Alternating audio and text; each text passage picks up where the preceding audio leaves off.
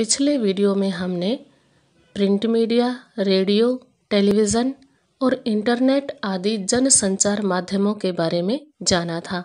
इस वीडियो में हम इन्हीं जनसंचार माध्यमों के लिए लेखन के बारे में जानेंगे। आज की इस वीडियो का हमारा टॉपिक रहेगा प्रिंट मीडिया के लिए लेखन कैसे किया जाता है। तो चलिए देखते हैं। इस अध्याय के पहले 2 प्रश्न हम पिछले वीडियो में कर चुके हैं।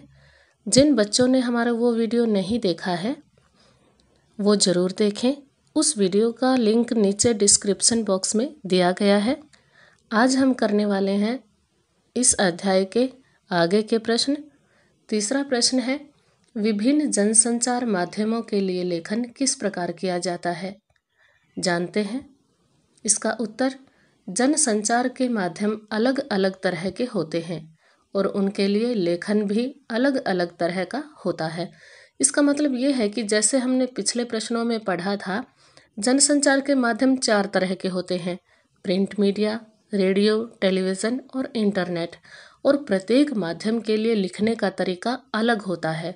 प्रत्येक माध्यम के लिए अलग सावधानियां रखनी होती हैं, अलग प्रकार के तरीके अपनाए जाते हैं। अखबार और पत्रिकाओं में लिखने का तरीका अलग होता है, रेडियो के लिए अलग तथा टेलीविज़न के लिए अलग होता है। क्योंकि जनसंचार के माध्यम अलग अलग हैं तो इनकी ज़रूरतें भी अलग अलग हैं। इन सभी माध्यमों के लिए लिखते समय पाठकों, श्रोताओं और दर्शकों की ज़रूरतों का ध्यान रखना भी बहुत ज़रूरी है। अर्थात जिन तक पहुंचाने के लिए या जिनके लिए ये माध्यम है उनकी रुचियों का ध्यान रखना बहुत ज़रूरी है। अखबार के लिए लिखते समय पाठकों की ज़रूरतों को ध्यान में रखा जाता है क्योंकि अखबार पढ़ा जाता है। रेडियो के लिए लिखते समय श्रोताओं की ज़रूरतों का ध्यान रखा जाता है क्योंकि रेडियो तो श्रव्य माध्यम है, सुनने से संबंधित है, तो श्रोताओं की ज़रूरतों का ध्यान रखा जाता है। टेलीविज़न के लिए लिखते समय श्रोताओं तथा दर्शकों की ज़रूरतों का ध्यान रखा जाता है। अर्थात टेलीविज़न दृश्य और श्रव्य माध्यम है, देखा भी जाता है और सुना भी जाता है। इसलिए जब टेलीविज़न के लिए लिखा जाता है तो श्रोताओं और दर्शकों दोनों की ज़रूरतों का ध्यान रखा जाता है, जबकि इंटरनेट के लिए लिखते समय श्रोताओं, दर्शकों और पाठकों सभी की सुविधाओं का ध्यान रखा जाता है क्योंकि इंटरनेट पढ़ने का माध्यम भी है, देखने का भी है, सुनने का भी है। अर्थात दृश्य और श्रव्य दोनों प्रकार का माध्यम है। इस पर पढ़ा भी जा सकता है। इसलिए इंटरनेट के लिए लिखते समय श्रोता, दर्शक और पाठक सभी प्रकार की जनता का, सभी प्रकार के वर्गों का ध्यान रखा जाता है। सबसे पहले हम जानेंगे प्रिंट मीडिया के लिए लेखन के बारे में। इससे संबंधित हमारा चौथा प्रश्न है, प्रिंट मीडिया से क्या अभिप्राय है। अर्थात प्रिंट माध्यम से क्या अभिप्राय है, इसकी विशेषताओं पर प्रकाश डालिए। यानी हमें ये भी बताना है कि प्रिंट मीडिया अर्थात मुद्रित माध्यम क्या होता है और इसकी विशेषताएं भी बतानी है। सबसे पहले देखते हैं कि प्रिंट मीडिया है क्या। जनसंचार के जिस माध्यम द्वारा संदेश को मुद्रित करके यानी छापकर जनता द्वारा पहुंचाया जाता है उसे प्रिंट माध्यम कहते हैं। इसे प्रिंट मीडिया या मुद्रित माध्यम भी कहते हैं। जनसंचार के आधुनिक माध्यमों में यह सबसे पुराना है। इसका मतलब ये है कि आधुनिक समय में, आज के समय में जनसंचार के जितने भी माध्यम उपलब्ध हैं उनमें यह सबसे पुराना माध्यम है। यह प्रश्न एक नंबर के जो मल्टीपल चॉइस वाले क्वेश्चंस पूछे जाते हैं उनमें भी पूछा जाता है कि आधुनिक युग के जो जनसंचार माध्यम है उनमें सबसे पुराना माध्यम कौन सा है, तो वो है प्रिंट मीडिया अर्थात मुद्रित माध्यम। क्योंकि आधुनिक युग की शुरुआत ही छपाई के आविष्कार से हुई थी। छपाई का आरंभ चीन से हुआ था। अर्थात आज प्रिंट मीडिया में जो मुद्रण का कार्य किया जाता है, जो अखबार, पत्र, पत्रिकाएं वगैरह छापे जाते हैं, इस छपाई का आरंभ चीन से हुआ था। ये प्रश्न भी मल्टीपल चॉइस वाले क्वेश्चंस में पूछा जाता है। परंतु आज हम जिस छापे खाने का प्रयोग करते हैं उसका आविष्कार जर्मनी के गुटेनबर्ग ने किया था। अर्थात चीन में जो छापा खाना खुला था वो अलग प्रकार का होता था, उसका अब प्रयोग नहीं किया जाता। अब जिस प्रकार के छापे खाने का प्रयोग किया जाता है उसकी स्थापना की थी गुटेनबर्ग ने। अर्थात प्रश्न में पूछा जाता है कि पहला छापे खाने का आविष्कार किसने किया था? गुटेनबर्ग ने किया था।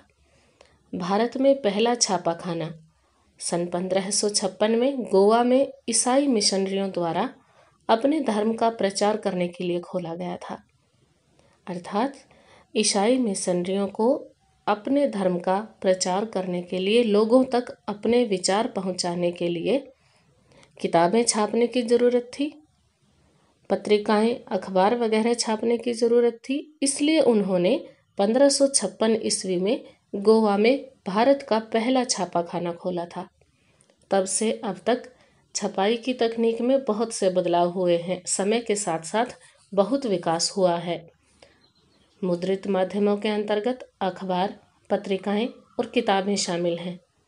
इनकी विशेषताएं निम्नलिखित हैं। सबसे पहले विशेषता है शब्दों का स्थायित्व, यानी शब्द लंबे समय तक टिके रहते हैं एक बार छप जाने के बाद।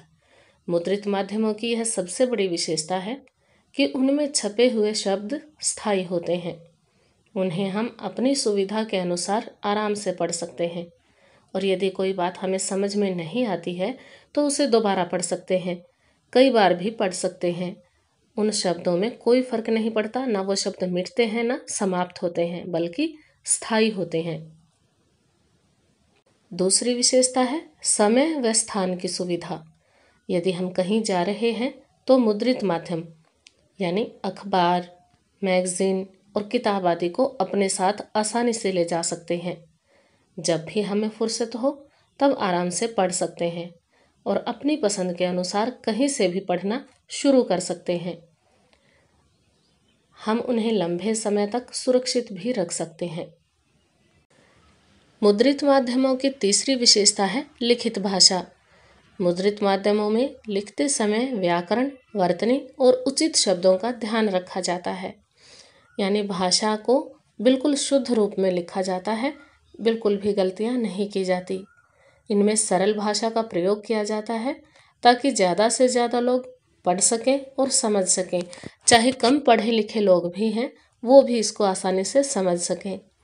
इसके साथ ही क्षेत्र के अनुसार प्रचलित भाषा का प्रयोग किया जाता है, यानी जिस एरिया में अखबार पहुंचाना होता है उसी एरिया की भाषा का प्रयोग किया जाता है। प्रिंट मीडिया की चौथी विशेषता है गंभीर लेखन। मुद्रित माध्यमों का प्रयोग वही लोग करते हैं जो पढ़ लिख सकते हैं, इसलिए इनमें गंभीर मुद्दों पर चिंतन और विश्लेषण भी किया जाता है, क्योंकि पाठक में इसकी समझ भी होती है, सोचने की योग्यता भी होती है और पढ़ने के समय की सुविधा भी होती है। इसका मतलब ये है कि मुद्रित माध्यमों को पढ़ने वाले जो लोग होते हैं वो इन गंभीर मुद्दों को, चिंतन करने वाली बातों को आसानी से समझ सकते हैं। उनकी योग्यता, उनकी बुद्धि ऐसी होती है कि वो इन मुद्दों पर विचार कर सकते हैं और अपनी सुविधा के हिसाब से जब भी समय हो, फुर्सत हो, तब पढ़ सकते हैं। मुद्रित माध्यमों की पांचवी विशेषता है कम खर्च। मुद्रित माध्यमों के लिए अधिक खर्च नहीं करना पड़ता, ये बहुत सस्ते होते हैं, इसीलिए समाज के प्रत्येक वर्ग की पहुंच में होते हैं, यानी समाज का प्रत्येक वर्ग का, प्रत्येक स्तर का व्यक्ति इसे खरीद सकता है। सस्ते होने के साथ साथ ये हर जगह उपलब्ध भी हो जाते हैं, यानी हम कहीं भी चले जाएं, हर जगह बड़े सस्ते में इसे खरीद सकते हैं। अब देखते हैं इस पाठ का पांचवा प्रश्न। प्रिंट माध्यमों की सीमाओं पर प्रकाश डालते हुए बताइए कि प्रिंट माध्यम के लिए लिखते समय क्या क्या बातें ध्यान रखनी पड़ती हैं। इस प्रश्न में भी हमें दो बातों के जवाब देने हैं। एक तो ये कि प्रिंट माध्यमों की क्या लिमिटेशंस हैं, उनकी क्या कमियां हैं, क्या सीमाएं हैं, और दूसरी ये बतानी है कि जब प्रिंट माध्यमों के लिए लेखन किया जाता है, लिखा जाता है, तो क्या क्या सावधानियां रखनी पड़ती हैं, किन किन बातों का ध्यान रखना पड़ता है। देखते हैं इसका उत्तर। जिस प्रकार प्रत्येक सिक्के के दो पहलू होते हैं, उसी प्रकार प्रत्येक वस्तु के लाभ भी होते हैं और हानियां भी होती हैं। अर्थात विशेषताएं भी होती हैं और कमियां भी होती हैं, सीमाएं भी होती हैं। मुद्रित माध्यम हमारे लिए बहुत उपयोगी हैं, परंतु इनकी कुछ विशेषताएं हैं तो कुछ कमियां भी हैं। मुद्रित माध्यमों की कमियां अर्थात सीमाएं इस प्रकार हैं।